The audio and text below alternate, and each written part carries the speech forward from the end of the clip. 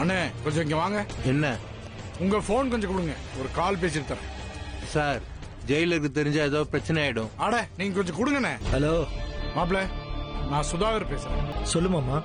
கஷ்டமா இருக்கு மாப்பிள, ரொம்ப கஷ்டமா இருக்கு. நான் பாட்டுக்கு ஒரு கவர்மெண்ட் எம்ப்ளாயியா, ஆர்டிஓவா, அரசாங்கம் மூலமா ஒரு சம்பளம், சந்தோஷமா நான் ஒரு வாழ்க்கை வாழ்ந்துட்டு இருந்தேன். ஆனா அதுக்கெல்லாம் ஒட்டுமொத்தமா வேட்டு வைக்கிற மாதிரி அவ என்ன ஜெயிலுக்கு அமிச்சிட்டான்.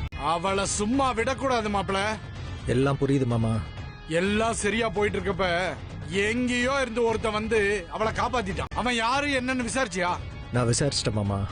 அவ எவனோ கதிர்னு ஒரு சமயக்காரன். அவ கூட தான் ஃப்ரெண்டா பழகிட்டு இருக்கான் போல இருக்கு. அவன் தான் அவளை காப்பாத்திருக்கான். இந்த நிமிஷத்துல இருந்து அந்த கதிரும் எனக்கு எதிரிதான். அவனையே நான் சும்மா விட மாட்டேன் மாமா. நான் பாத்துக்கிறேன். விட்டுறாத மாப்பிள. தனோ கொஞ்சம் சூடா இருக்கும், சூடு பொறுத்துக்கோ. சரிங்க பொறுத்துக்கோமா. வலிக்குது. சரியாயிடும், கொஞ்சம் பொறுத்துக்கோடா.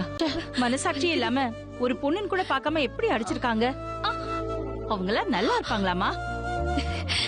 அவங்க குடும்பத்துல எல்லாம் பொம்பளைங்க இருக்க மாட்டாங்களா? அடிச்சவங்களும் பொம்பளைங்க தானே. அடிச்சா ஒரு பொம்பளை எவ்வளவு தாங்குவா தாங்க மாட்டான்னு அவங்களுக்கு தெரியாதாமா? ஒரு தப்பும் செய்யாம நியாயத்துக்காக எவ்வளவு கஷ்டப்பட்டிருக்க. ஒன்ன போய் இப்படி அடிச்சிருக்காங்களேம்மா.